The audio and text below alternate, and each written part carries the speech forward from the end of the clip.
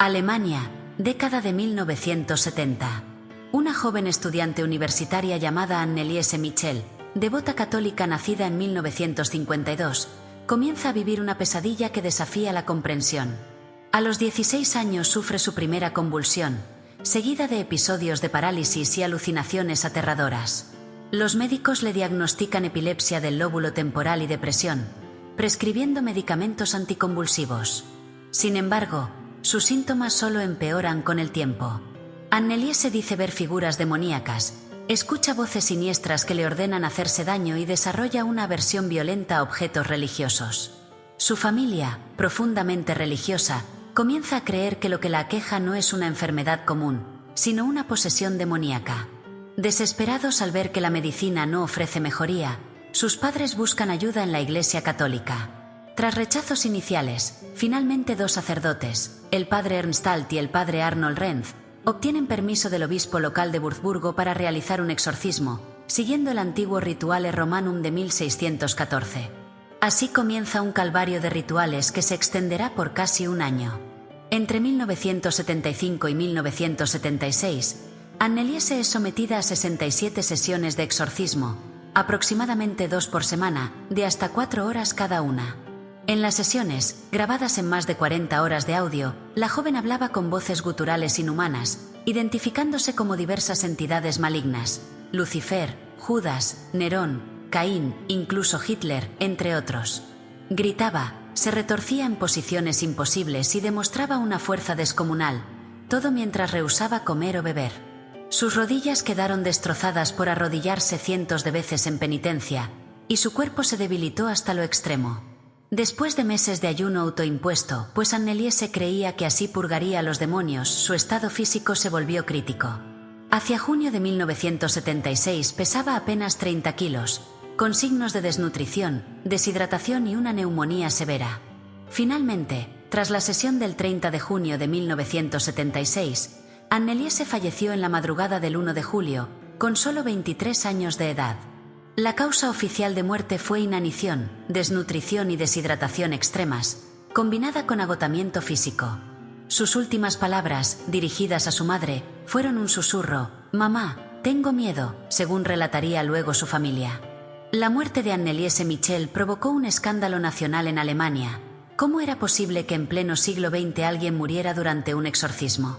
Las autoridades intervinieron de inmediato.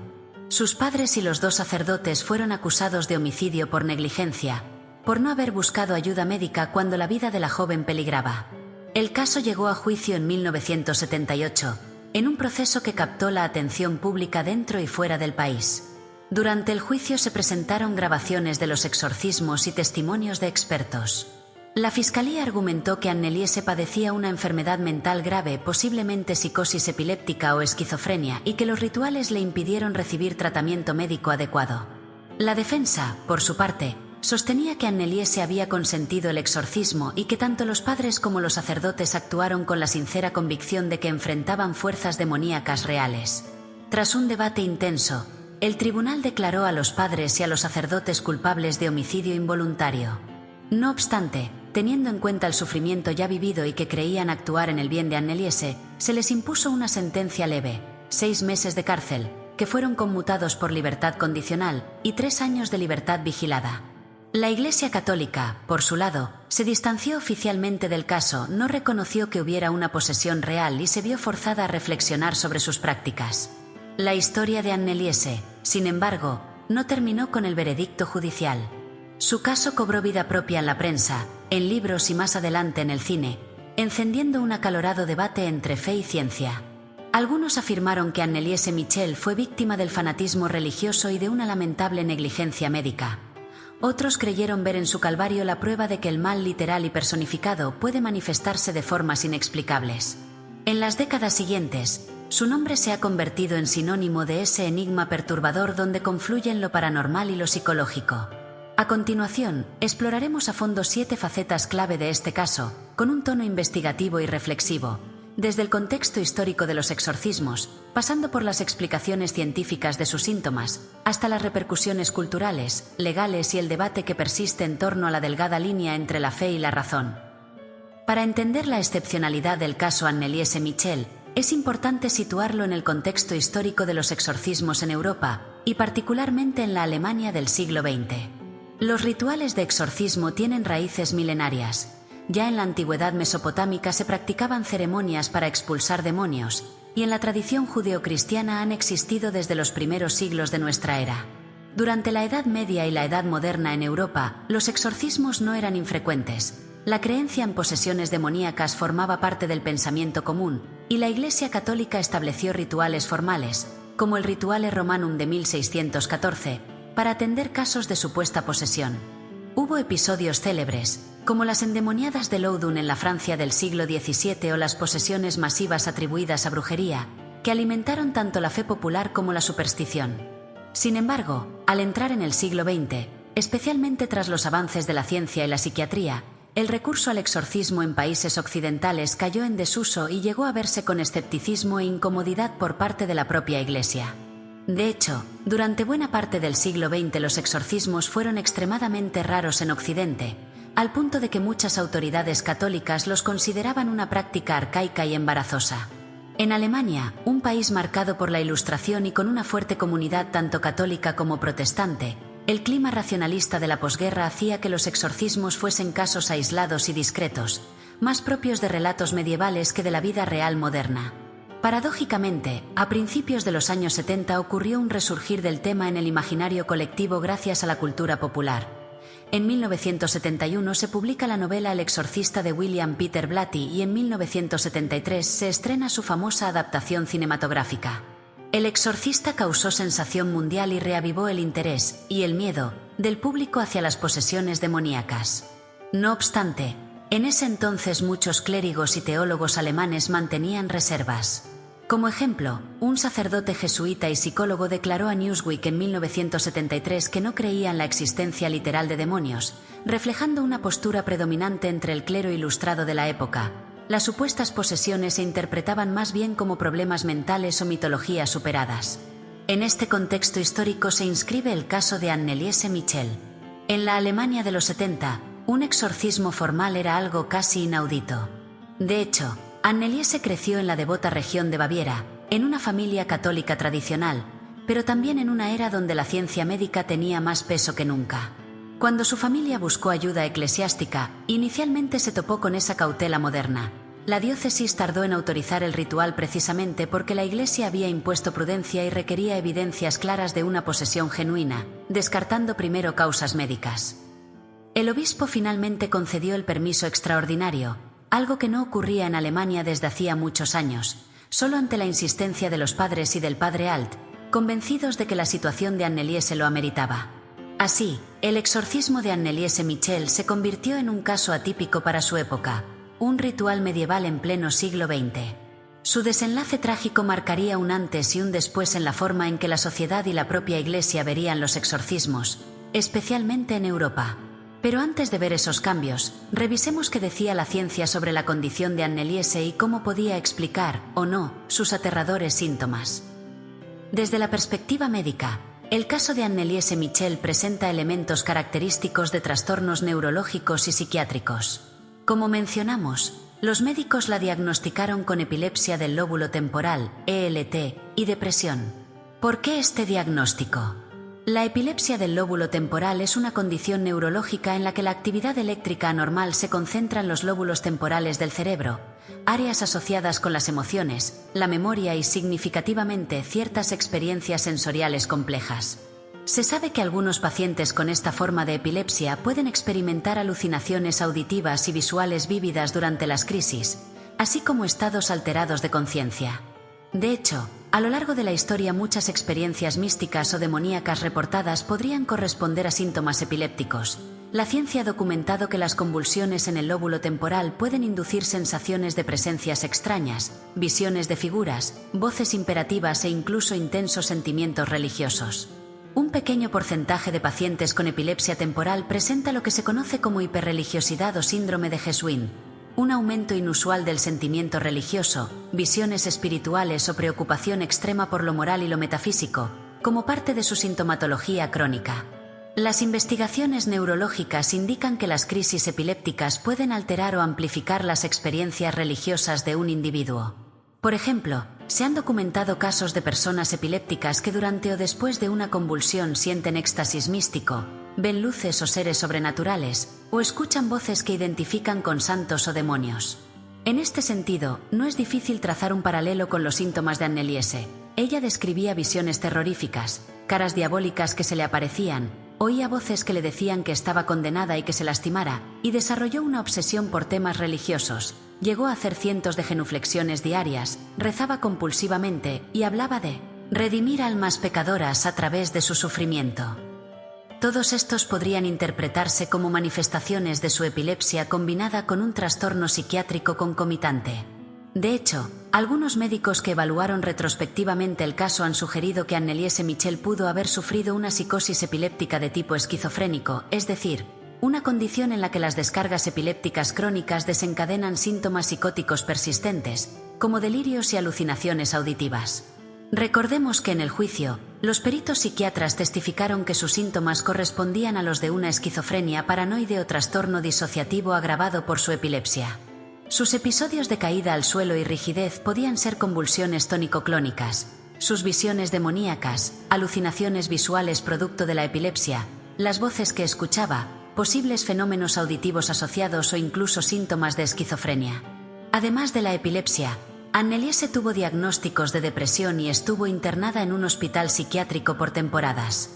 Recibió tratamientos con fármacos anticonvulsivos, como la difenilidantoína, y antipsicóticos. No obstante, según consta, ella rechazaba a ratos la medicación y en los meses finales sus padres suspendieron los tratamientos médicos convencionales, confiando únicamente en el exorcismo. Esto resultó fatal. Médicamente hablando, Anneliese entró en un círculo vicioso. Su estado de malnutrición y fatiga extrema seguramente exacerbó sus desvaríos y convulsiones, y a su vez esas crisis la convencían más de la presencia demoníaca, llevándola a continuar el ayuno. Desde una explicación científica estricta, no hubo demonios. Hubo una joven enferma con epilepsia del lóbulo temporal y probablemente trastorno psicótico, cuya condición no fue manejada adecuadamente. Este es el argumento central de quienes analizan el caso desde la medicina.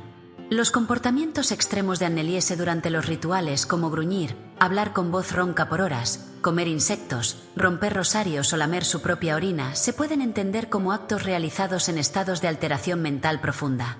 Incluso el hablar en otros idiomas podría explicarse por fenómenos como la glosolalia, hablar en lenguas desconocidas bajo trance, algo documentado en psicología, o simplemente por la imitación de frases latinas aprendidas en su formación católica.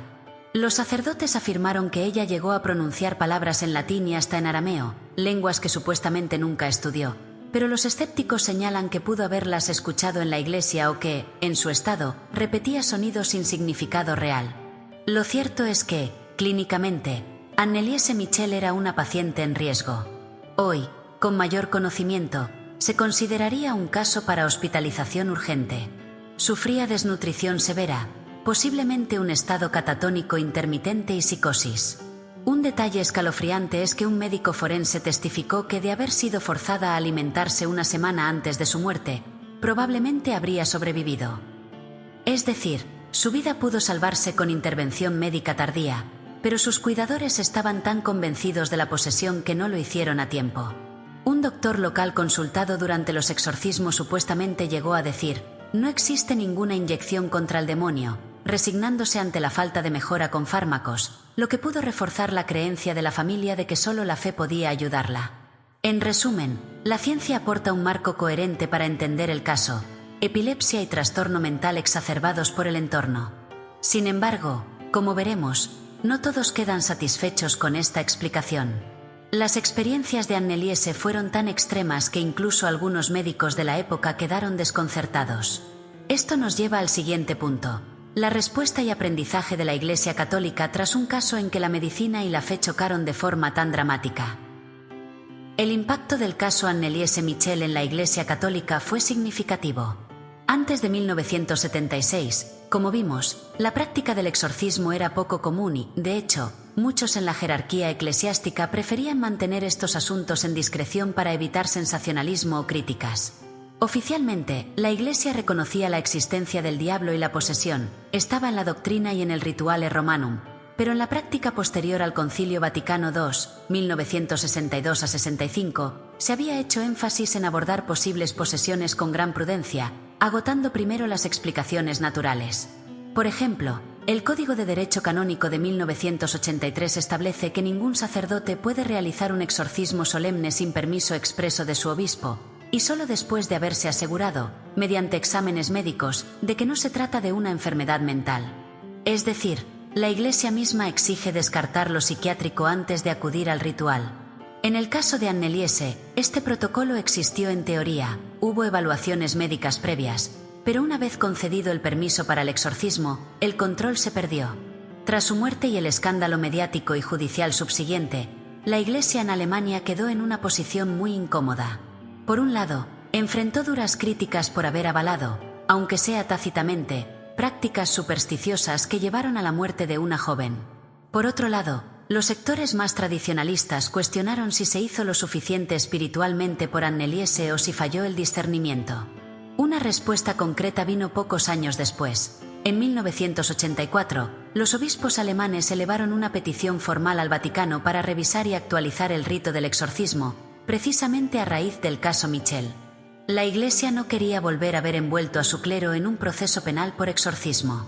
Además, era necesario reconciliar la práctica exorcística con los conocimientos modernos. Esta solicitud eventualmente fue atendida en Roma, aunque tomó tiempo. En 1999, 23 años después de la muerte de Anneliese, el Vaticano promulgó una versión revisada del ritual de exorcismos, la primera gran actualización desde el siglo XVII, conocida como De Exorcismis et Supplicationibus Quibus Dam. En esta nueva guía, además de modernizar el lenguaje de las oraciones, se subrayó la necesidad de que los exorcistas reciban también formación médica y psiquiátrica, y colaboren con profesionales de la salud. El cardenal Jorge Medina, al presentar el nuevo ritual en 1999, enfatizó que el exorcismo es una oración de liberación que debe usarse solo en casos extremos y reales de presencia maligna, y nunca debe sustituir la atención médica de una persona. Otra medida importante fue reforzar las normas de discernimiento previo. Antes de aprobar un exorcismo, los obispos deben asegurarse de que se hayan hecho estudios clínicos exhaustivos. La directriz post-Anneliese es clara: siempre presumir primero enfermedad, no demonio. Solo cuando múltiples psiquiatras, neurólogos y demás especialistas no encuentren explicación a los fenómenos, y si además hay signos considerados típicos de posesión, hablar lenguas desconocidas, demostrar fuerza sobrehumana, aversión extrema a lo sagrado, etc., entonces podría autorizarse el ritual. Incluso en esos casos, el exorcista debe proceder con cautela y puede interrumpir el ritual si la salud del paciente se deteriora peligrosamente. En muchas diócesis se crearon comisiones mixtas de sacerdotes y médicos para evaluar las peticiones de exorcismo. El antes y después dentro de la Iglesia es notorio. Antes del caso Michel, los exorcismos oficiales en Alemania eran prácticamente inexistentes durante décadas. Después, siguieron siendo raros, pero la Iglesia habló abiertamente de ellos con fines formativos y preventivos. Por ejemplo, en los años 90 y 2000 se empezó a impartir cursos para exorcistas donde se invita a psiquiatras y psicólogos a dar ponencias. La intención es que los sacerdotes sepan distinguir entre una enfermedad mental y una supuesta posesión, evitando errores trágicos. Un especialista en sectas y asesor eclesiástico, Luis Santamaría, señalaba en 2024: en muy pocas ocasiones se puede hablar de un exorcismo real. La tarea más difícil es discernir cuando hay acción demoníaca y cuando no, recalcando que la vasta mayoría de casos terminan siendo asuntos médicos. En paralelo, el propio discurso público de la Iglesia sobre el diablo ha oscilado. A finales del siglo XX, algunos altos cargos eclesiales preferían no enfatizar el tema del demonio para no avivar supersticiones. Sin embargo, en las últimas décadas, bajo papas como Juan Pablo II, Benedicto XVI y el actual Francisco, ha habido reconocimientos explícitos de la existencia del maligno y se ha alentado la pastoral de liberación, eso sí, siempre con equilibrio y subordinada a diagnósticos serios. De hecho, la demanda de exorcismos ha tenido un repunte en varios países, y la Iglesia ha tenido que nombrar más exorcistas oficialmente. En 2014 el Vaticano reconoció legalmente a la Asociación Internacional de Exorcistas, dándole estatus canónico. Este cuerpo, compuesto por sacerdotes exorcistas de todo el mundo, También enfatiza la colaboración con psiquiatras. Un exorcista que no trabaja con médicos puede causar mucho daño, advierten. En síntesis, el legado de Anneliese Michel para la Iglesia Católica fue una lección amarga que derivó en procedimientos más estrictos y en una conciencia mayor de la responsabilidad. Después de ella, la Iglesia en Alemania prácticamente dejó de autorizar exorcismos por muchos años. El miedo a otro fiasco era grande. Y cuando décadas más tarde se retomaron ocasionalmente, se hicieron con extremo sigilo y preparativos. La normativa post-1999 busca impedir que se repita un caso así, que nadie muera por omitir atención médica bajo la creencia de estar combatiendo demonios. No obstante, el caso también motivó reflexiones teológicas. Algunos teólogos señalaron que quizá en el afán de racionalidad la Iglesia había descuidado la realidad del mal espiritual. ¿Fue Anneliese realmente un caso de posesión? ¿O fue una santa incomprendida, una alma sacrificada? En privado, hubo sacerdotes que dijeron que lo ocurrido no podía explicarse solo con la ciencia. Esta tensión entre la explicación espiritual y la científica nos lleva a revisar qué opinan diversos expertos de distintas disciplinas sobre el caso. El caso Anneliese Michel, por su complejidad, ha sido analizado desde múltiples áreas de conocimiento. Psiquiatras, antropólogos y teólogos, cada uno con su perspectiva, han aportado interpretaciones a lo largo de los años, ninguna exenta de polémica. Desde la psiquiatría, la opinión mayoritaria es la ya expuesta. Anneliese encajaba en un cuadro clínico severo. Tras su muerte, muchos psiquiatras utilizaron el caso como ejemplo de cómo las creencias culturales pueden influir en la manifestación de síntomas mentales. Señalan que Anneliese, al creer firmemente en el demonio, en parte por su educación religiosa, interpretó sus propias alucinaciones bajo el prisma del diablo. En psicología existe el término demonomanía o trastorno de posesión, cuando una persona está convencida de que está poseída. Este trastorno puede ser una forma que toma la psicosis en individuos religiosos. Para los profesionales de salud mental, los demonios de Anneliese eran construcciones de su propia mente enferma, reforzadas inadvertidamente por su familia y los sacerdotes. Uno de los peritos en el juicio dijo que el exorcismo actuó como una psicoterapia negativa, intensificando sus delirios en lugar de calmarlos. La histeria colectiva también ha sido mencionada. Tanto la familia como los curas podían haber entrado en una especie de contagio emocional, creyendo presenciar fenómenos sobrenaturales cuando en realidad eran comportamientos inducidos por su expectativa y sugestión. De hecho, cada nuevo síntoma extraño de Anneliese, hablar como diferentes personajes malignos, por ejemplo, era tomado como prueba de posesión, lo que motivaba más exorcismos, alimentando un ciclo cerrado de retroalimentación. Los escépticos insisten en que todo puede explicarse como una combinación de epilepsia, esquizofrenia y sugestión cultural. Ahora bien, no todos los médicos descartan elementos enigmáticos. Hubo psiquiatras que se han preguntado si quizá la devoción de Anneliese la llevó a un estado de trance singular no del todo comprendido. Algunos han explorado la posibilidad de autohipnosis o de un trastorno disociativo en el cual distintas identidades, los demonios, emergían de su psique fragmentada. En cualquier caso, para la ciencia médica ortodoxa no hay necesidad de recurrir a lo paranormal. La mente humana, bajo ciertas condiciones extremas, puede producir fenómenos extraordinarios, como fuerza anormal bajo adrenalina, insensibilidad al dolor, xenoglosia aparente, etc. Por otro lado, desde la antropología, el caso de Anneliese Michel ha sido estudiado como un fenómeno sociocultural. La antropóloga religiosa Felicitas de Goodman investigó a fondo el caso en los años 80 y publicó un libro titulado The Exorcism of Anneliese Michel. Goodman, que analizó las grabaciones y entrevistó a participantes, ofreció una visión quizás sorprendente. Concluyó que, en los términos de la cultura de Anneliese, sí se podría hablar de posesión. Es decir, independientemente de la explicación médica, Goodman argumentó que Anneliese entró en un estado de trance alterado similar a rituales de posesión observados en otras culturas, como en vudú o chamanismo, y que sus síntomas fueron genuinos dentro de ese marco cultural. La antropóloga notó paralelismos entre lo que le ocurrió a la joven alemana y prácticas estáticas de distintos pueblos. Su postura no niega la patología subyacente, pero sugiere que la interpretación demoníaca cobró realidad a través del rito. Goodman incluso señaló detalles asombrosos, como que en los audios Anneliese emitía frases en latín e idiomas arcaicos con una coherencia que cuesta atribuir al azar. Estos hallazgos la llevaron a creer que el caso no fue un simple fraude ni enteramente un producto mental, sino un fenómeno de trance posesivo auténtico, por más raro que sea en la Europa contemporánea. Cabe mencionar que el trabajo de Goodman fue controvertido. Otros antropólogos criticaron que parecía asumir la narrativa espiritual.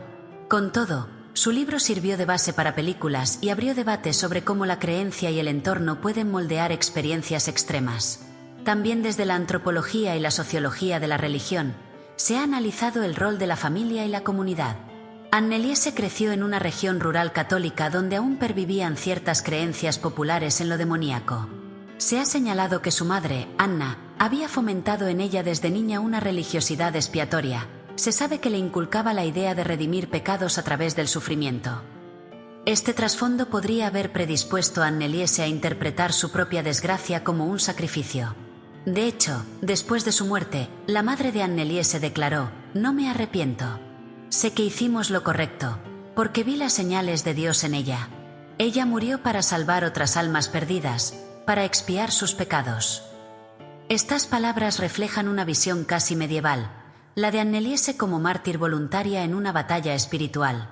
Para un antropólogo, aquí vemos cómo un relato de santidad y posesión se construye socialmente, la familia reinterpretando la tragedia a la luz de su fe, dándole un sentido trascendente al sufrimiento de su hija. En cuanto a la teología y la opinión de miembros de la Iglesia posteriores al caso, encontramos posturas divididas.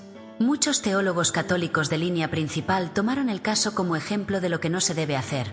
Para ellos, evidenció los peligros de atribuir al demonio lo que en realidad son enfermedades mentales.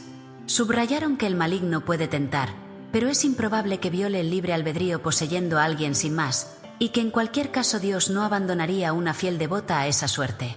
Esta visión teológica invita a ver el caso más bien como un misterio del dolor humano y no tanto como una batalla con Lucifer. Por otro lado, teólogos más tradicionales, incluyendo algunos exorcistas de renombre como Gabriele Amorth en Italia, quien conocía el caso, opinaban que Anneliese sí estuvo poseída y que su muerte subraya la ferocidad con que actúa el demonio cuando se le desenmascara. Apuntan, por ejemplo, a fenómenos que consideran sin explicación natural. Además de los idiomas desconocidos, mencionan que los demonios dialogaban entre sí a través de Anneliese en las grabaciones, revelando cosas ocultas. Un pasaje citado a menudo es aquel donde dos voces discuten dentro de ella, supuestamente los espíritus de Hitler y Caín peleando por quien deba salir primero, algo que los exorcistas interpretaron como astucia demoníaca para confundirlos.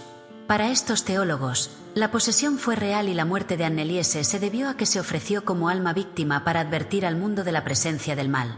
Incluso han comparado sus sufrimientos con los de una estigmatizada, alegando que en algún momento mostró marcas inexplicables en el dorso de sus manos, semejantes a los estigmas de Cristo. La madre afirmaba haber visto esas heridas y lo tomó como confirmación divina. En medio de estas interpretaciones, ¿qué se puede concluir? Las opiniones expertas sobre el caso siguen un espectro. Van desde la explicación puramente científica, epilepsia, psicosis, hasta la visión mística, posesión, martirio. Quizá la postura más equilibrada la ofreció un sacerdote teólogo entrevistado años después. La misericordia de Dios abraza incluso nuestra ignorancia. Puede que Anneliese estuviera enferma, pero su búsqueda de liberación era sincera. Si hubo error, fue humano, no divino. Al final, ni la psiquiatría ni la teología tienen la última palabra indiscutible, y eso ha hecho del caso Michel terreno fértil para debates apasionados. Un caso tan dramático como el de Anneliese Michel no tardó en trascender del ámbito eclesiástico y médico al imaginario popular. Desde finales de los 70, su historia ha inspirado numerosas obras, libros, películas, documentales y se ha mantenido vigente como referencia obligada en el género de terror y en discusiones sobre lo paranormal. Podemos decir que Anneliese, involuntariamente, se convirtió en un ícono cultural del tema de las posesiones. La primera oleada mediática ocurrió en Alemania inmediatamente después del juicio, 1978. Los periódicos de la época debatían: ¿exorcismo o negligencia criminal? Muchos se sentían aterrados de que algo así hubiese pasado en la moderna Alemania. Revistas sensacionalistas publicaron fotos de Anneliese en vida y hablaron de la joven poseída por el demonio, generando morbo pero también compasión. Con el tiempo, la atención cruzó fronteras.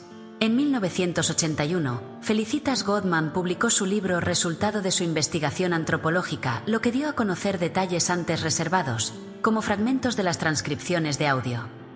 Ese libro eventualmente llamó la atención de cineastas en Estados Unidos.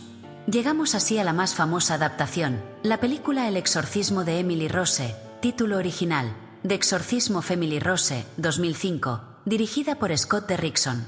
Esta película de Hollywood, aunque basada en hechos reales, en realidad ficcionaliza el caso de Anneliese cambiando nombres y situándolo en Estados Unidos, tomando bastantes libertades narrativas.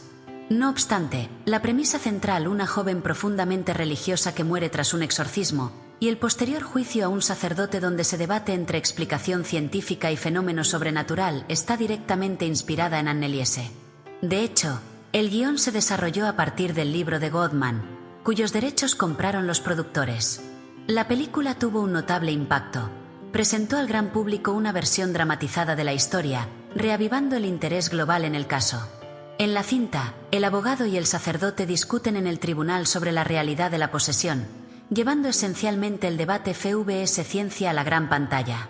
Al final, la película, protagonizada por Laura Linney y Tom Wilkinson, deja la pregunta abierta al espectador, pero no sin antes haberlos espantado con escalofriantes escenas inspiradas en los síntomas de Anneliese. Casi simultáneamente, en Alemania se estrenó otra película, Requiem, 2006, dirigida por Hans Christian Schmid. A diferencia de Emily Rose, Requiem opta por un tono más intimista y realista, narrando la historia de una joven muy parecida a Anneliese en un estilo de drama psicológico, sin efectos sobrenaturales explícitos.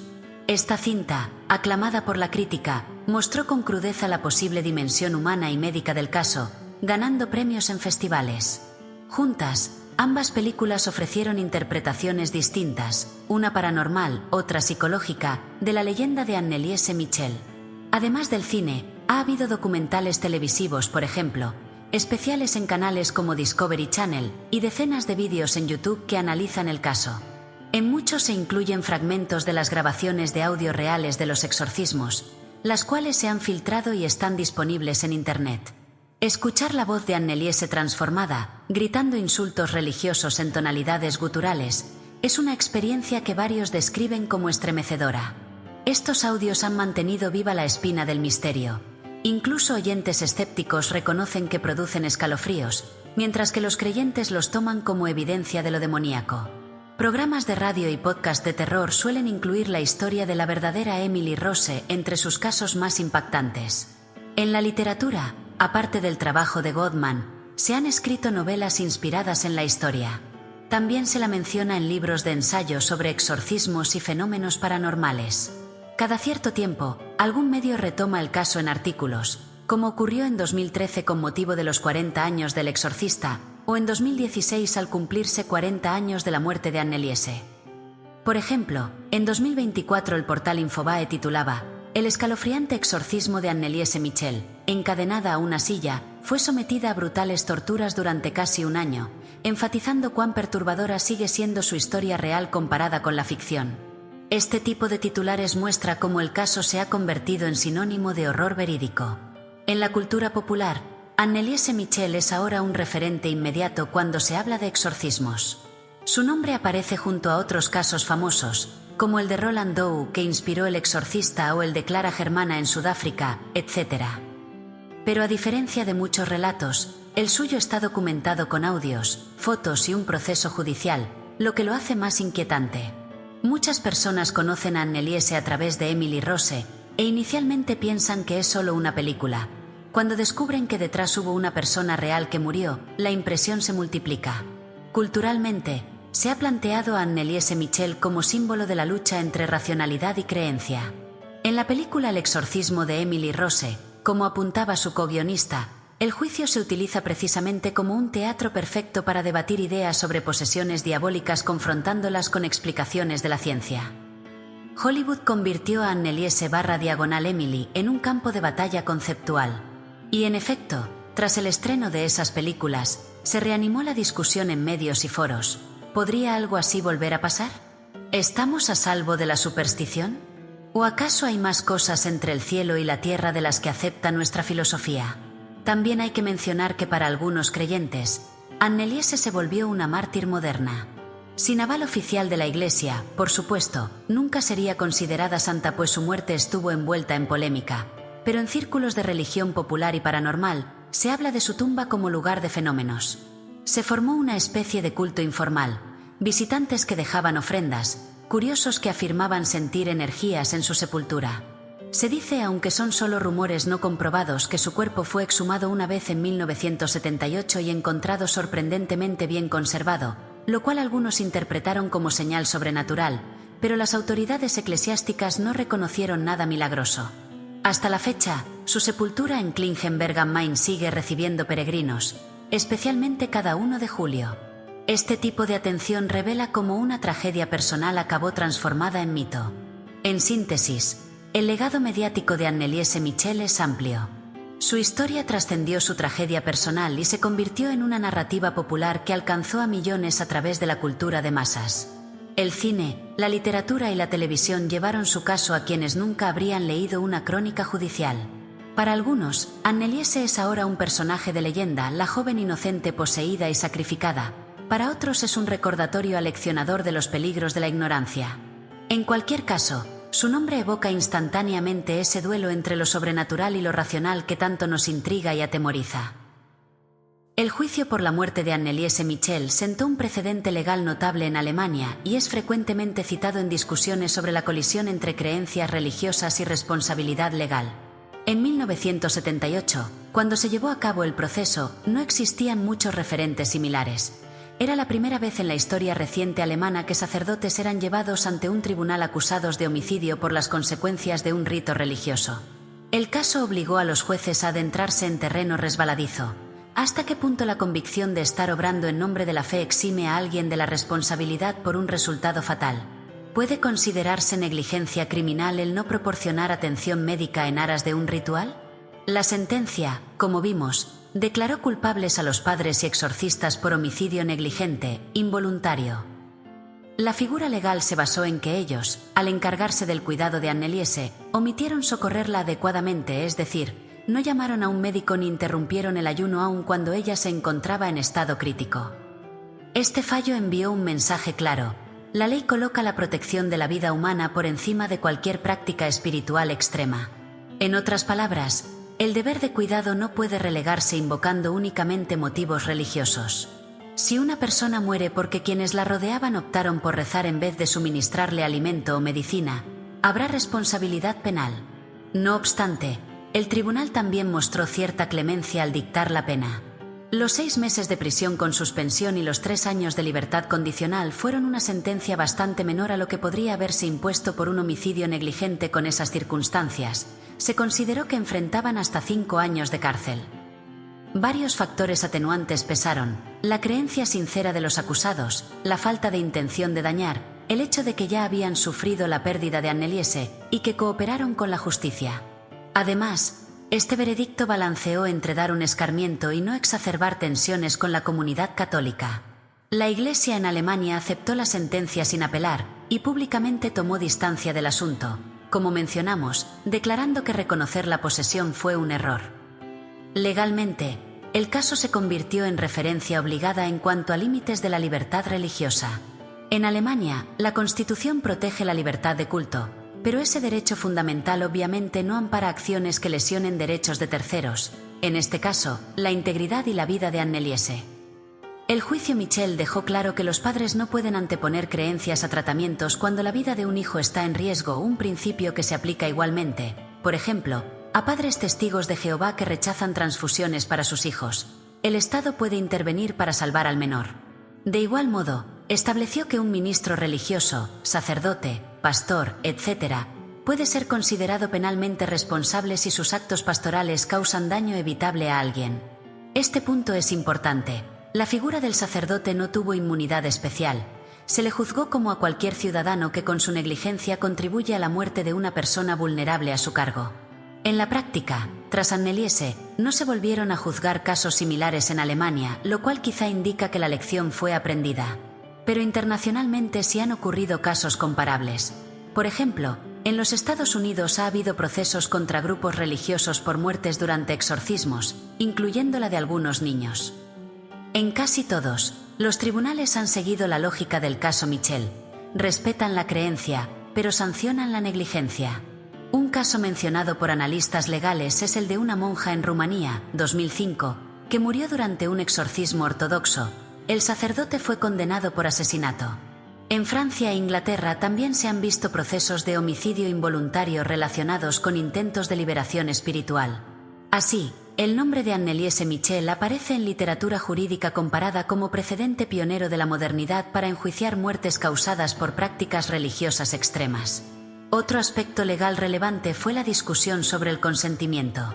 Anneliese, con 23 años, legalmente era adulta y capaz de decidir. Ella había expresado querer el exorcismo y había dejado de aceptar tratamiento médico por voluntad propia. Al menos esa fue la argumentación de la defensa. Entonces, ¿podría decirse que ejercía su libertad personal de afrontar su mal con medios espirituales? Este asunto es complejo. El tribunal consideró que, debido a su estado mental alterado, su consentimiento podía estar viciado, no era un consentimiento plenamente informado o libre, sino condicionado por sus creencias delirantes. Por lo tanto, la responsabilidad recaía en los cuidadores de no secundar ese deseo cuando ponía en peligro su vida. Este criterio coincide con cómo el derecho maneja casos de pacientes psiquiátricos. Si alguien con esquizofrenia rechaza comida por creer que está envenenada, sus tutores no deben validarlo, sino buscar nutrirlo incluso contra su voluntad si es necesario para salvarle la vida. Anneliese, en su convicción de que al no comer vencía al demonio, lamentablemente no pudo valorar que moría de hambre en realidad. Por último, el caso también influyó en ciertos protocolos legales respecto a exorcismos. Tras 1976, cualquier solicitud de exorcismo en la Iglesia alemana debía notificarse con mayor rigor, y en algunos países los exorcistas comenzaron a pedir a los candidatos firmar un documento de consentimiento informado, para cubrirse legalmente. Incluso se sugiere que las diócesis obtengan evaluaciones psiquiátricas por escrito antes de proceder. Son medidas paralegales que muestran cómo el ámbito religioso incorporó cautelas propias del mundo jurídico sanitario después del precedente Michel. En suma, la dimensión legal del caso reafirmó un principio esencial: la fe no está por encima de la ley cuando se pone en riesgo la vida humana. La negligencia no deja de serlo por ser espiritual. Este precedente ha contribuido a delimitar la responsabilidad penal en contextos de exorcismos y prácticas análogas. Y más allá de tribunales, quedó en la conciencia colectiva que ninguna creencia debe implicar la muerte evitable de una persona. El legado jurídico de Anneliese Michel es, tristemente, haber demostrado con su caso por qué estas salvaguardas son necesarias. Han pasado casi 50 años desde la muerte de Anneliese Michel, pero el debate que su caso encendió sigue vigente. En el fondo, es el eterno contrapunto entre la fe y la ciencia, entre lo racional y lo espiritual, que encuentra en historias como la suya un campo de discusión concreto. ¿Qué aprendimos y qué seguimos preguntándonos hoy? Por un lado, el caso reforzó la postura escéptica de que muchos fenómenos atribuidos a fuerzas sobrenaturales tienen en realidad explicaciones naturales. Hoy día, psiquiatras y neurólogos están mejor preparados para diagnosticar condiciones como epilepsia con síntomas psicóticos, enfermedades raras como el síndrome de Munchausen, trastorno facticio, o ciertos trastornos de identidad disociativa, que pueden parecer posesiones por los cambios extremos de personalidad, están descritos en la literatura médica. Asimismo, la sugestión y el poder de la mente se entienden mejor. Sabemos que una creencia intensa puede provocar síntomas reales en el cuerpo, psicosomática, e incluso contagiarse en grupos, psicosis colectiva. Desde esta perspectiva, muchos argumentan que no hay necesidad de invocar demonios para casos como el de Anneliese. La ciencia, con su metodología, puede no tener aún todas las respuestas, pero históricamente ha ido conquistando terreno a lo desconocido. Lo que antes era inexplicable ahora se comprende. Pensemos en la epilepsia misma, que en la antigüedad se llamaba enfermedad sagrada creyendo que eran espíritus. Para estos escépticos, el caso Michel es un triste ejemplo de lo que ocurre al dar rienda suelta a creencias medievales en pleno siglo XX. Por otro lado, hay quienes sostienen que ciertos eventos en torno a Anneliese siguen desafiando la explicación convencional. Por ejemplo, investigadores de lo paranormal señalan las ya mencionadas grabaciones. Argumentan que la diversidad de timbres de voz registrada, o las supuestas frases en idiomas arcaicos, no pueden ser producidas conscientemente por una chica de 23 años sin fraude, y no hay indicios de fraude deliberado. También mencionan que Anneliese predijo la fecha de su propia muerte con cierta anticipación durante los exorcismos, algo que figura en las actas. ella les había dicho a los sacerdotes que se liberaría en julio, lo que efectivamente sucedió, aunque liberación aquí fue su fallecimiento. Para los creyentes en lo sobrenatural, el hecho de que muriera justo cuando los sacerdotes intentaban expulsar a los demonios más tenazmente indica que esas entidades llevaron su cuerpo al límite para no ser expulsadas. En círculos religiosos, a veces se afirma que Dios permitió su muerte para demostrar la existencia del demonio a un mundo incrédulo, o incluso que su sacrificio evitó una tragedia mayor, como la liberación de esos demonios en otras personas. Estas ideas, por supuesto, no son verificables, pertenecen al terreno de la fe. El debate contemporáneo también abarca una cuestión filosófica, la relación entre mente, cuerpo y espíritu. Algunos psiquiatras abiertos a la dimensión espiritual y algunos sacerdotes abiertos a la psiquiatría han encontrado un terreno común. Reconocen que en ciertos casos, un enfoque complementario puede ayudar. Pacientes profundamente creyentes con trastornos psicológicos a veces mejoran si, junto con terapia y medicación, reciben acompañamiento religioso e incluso rituales simbólicos que ellos perciben como liberadores, no necesariamente exorcismos mayores, pero sí oraciones de liberación. Esto porque, se argumenta, la sugestión puede funcionar en positivo. Si una persona cree que está poseída, realizar un ritual, aunque el sacerdote piense que solo tiene valor psicológico, puede aliviar su mente y así favorecer su recuperación. Hay casos documentados en que presuntos poseídos a los que no se halló patología neurológica respondieron bien tras un exorcismo, quizá porque eran trastornos de conversión y el ritual les dio permiso de curarse. Así, en la práctica actual, no es inusual que un cura exorcista trabaje codo a codo con un psiquiatra. Ambos buscan discernir, ¿estamos ante un cuadro clínico tratable o hay algo más? En los pocos casos en que concluyen que podría haber algo fuera de lo normal, el exorcismo se hace con supervisión médica, no contra ella. Entretanto, la figura del demonio ha regresado con fuerza al imaginario religioso popular.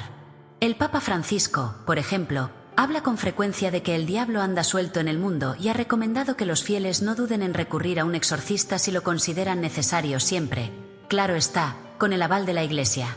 Esto ha quitado algo del estigma que tenía el tema, y curiosamente, en pleno siglo XXI hay informes de aumento de demandas de exorcismo en países desde Italia hasta Estados Unidos. ¿Significa esto que hay más posesos, o simplemente más personas creen estarlo debido a la influencia de películas y medios? Muchos expertos apuntan a lo segundo, un efecto cultural.